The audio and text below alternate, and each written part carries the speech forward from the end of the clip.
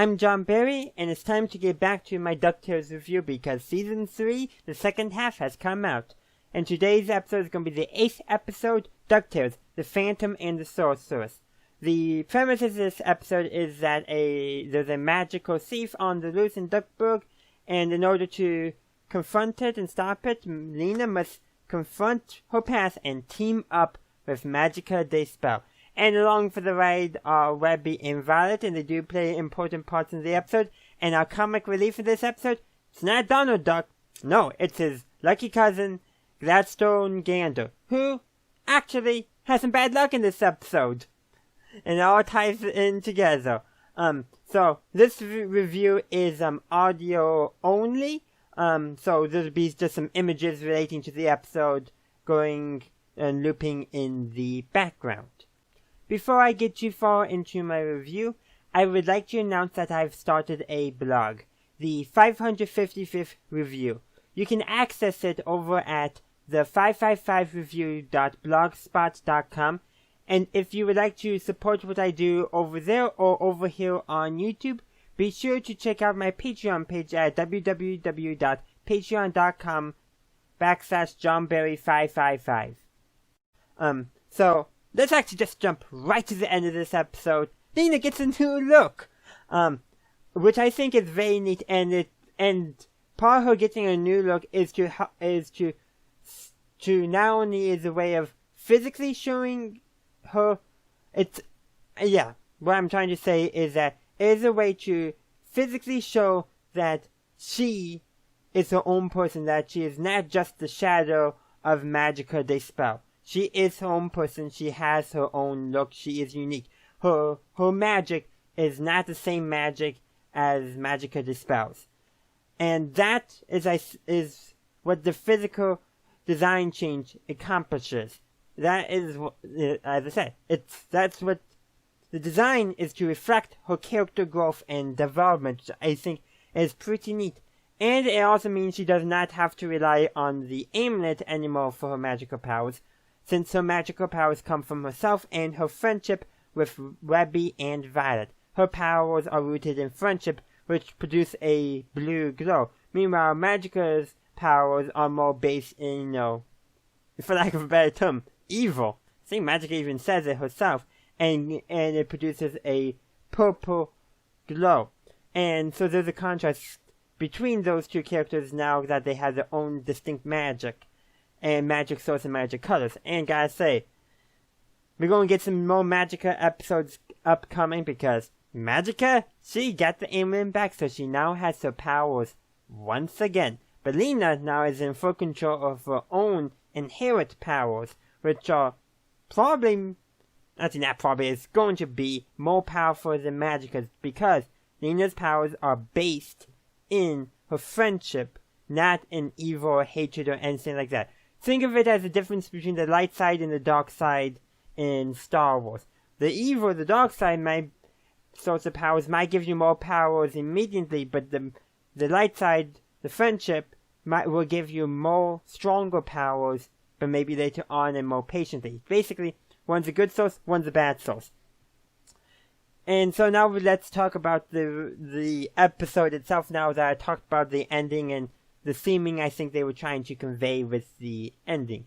So the Magica, we're not talking about Magica anymore, we're talking about the magic thief, who's actually the Phantom Blot, and guess what he's doing? He's stealing powers because he hates magic, because Magica de Spell was once a despot, meaning she ruled a small country tyrannically, and the Phantom Blot was the only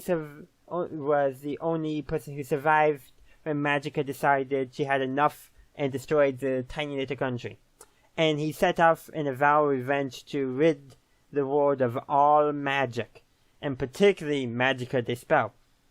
But of course, he's not a good character. No, he is working with Fowl after all, so just because and as we know with Lena, some magic can be good too, so there is that as well. But and when Magica hears that the Phantom Blot is basically on the loose, she has no trouble teaching Lena how to use magic. Of course, she wants to kind of, she's trying to goad the ninja, giving her the amulet back and all that, but that fails. But yeah.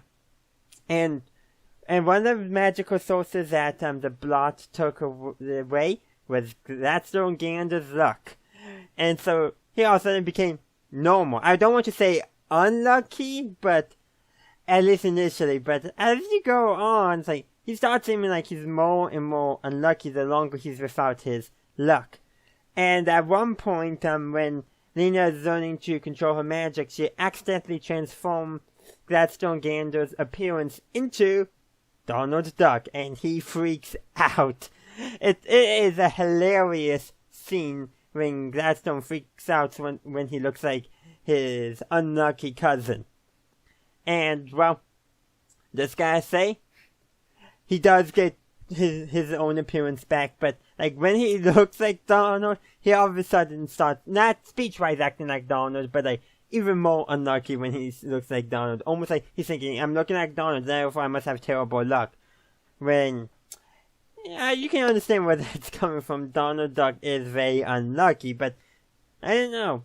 Gladstone Gander seems to get everything handed to him on a silver platter. Meanwhile, Donald Duck, the nephew of Scrooge McDuck, doesn't, and yet seems to be living a very fulfilled life. So, take of that what you will.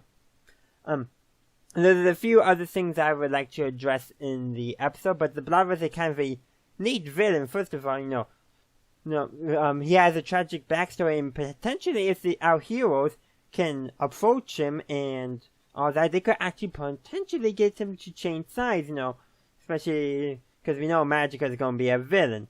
So, villain on villain fighting does happen, of course, but I don't know, I could see a redemption story coming out of the Phantom Blot, which, would be a great twist, and I think would be neat to see.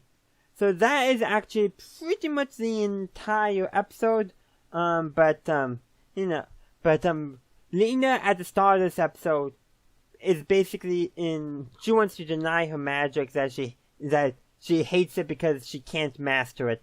And then the events of the episode are basically her, you can say, her call to action that forces her to confront her magic and actually discover her own actual magic rooted in friendship, and thus she no longer needs to rely on the magic of Magica de Spell in order to stay in existence. And so that's pretty neat. And there's just and all that, and actually we get a return of the video game that Huey was playing in a earlier episode, and so that's actually kind of neat. And Scrooge is like just being, Scrooge like, but I gotta say, this story was definitely a Lena story, not a Webby story or any of that. It was a Lena story, and it's good to see more development of this brand new character. The next episode, we're going to probably see some different characters get development, but that's generally how DuckTales works, and I really do enjoy not only the richness of the new characters, but also the richness they're bringing to the old characters. Like, Magica de Spell is a more compelling character in the reboot series than she ever was in the original series. I actually see her as a legitimate threat and not as just, bit of a, inconvenience every now and then. And then got to say, Webby is always great being Webby, and there's actually not too much more to add there. But it's also nice to see, as I alluded to earlier, Gladstone Gander, like, how would he react when he loses his luck? In other words, when he loses his luck, he thinks he's just like, not necessarily that he's a normal person, but that he's just like his unlucky cousin Donald. So, there's some food for thought there, I guess you can say, but I'll end my review here. I hope you enjoyed it, so thank you for watching. Please like it if you haven't already, and check me out on social media. Links are in the description. And also feel free to join my Discord server. The invite link for it is also in the description. If you haven't already, please be sure to subscribe to my channel and feel free to check out either the video or the playlist on screen now. And as always, have a good day, a good night, wherever you are. Have a good one. Bye!